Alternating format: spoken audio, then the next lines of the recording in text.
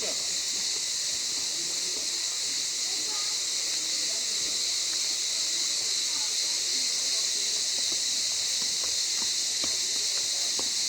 tam było? Taki jakiś list albo owoc.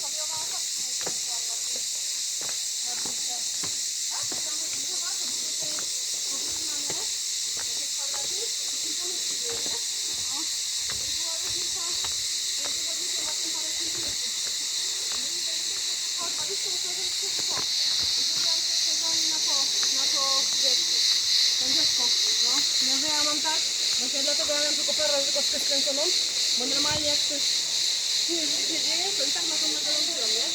A jak jest szłam, to zawsze wykręcać,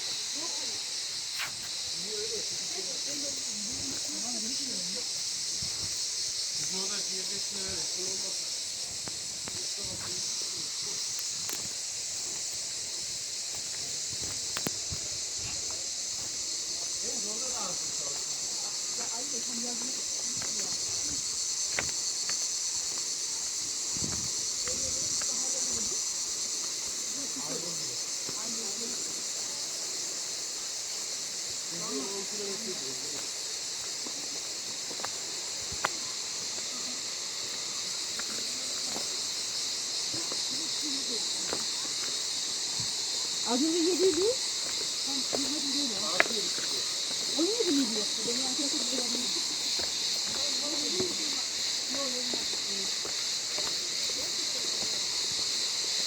Bunlardan sonra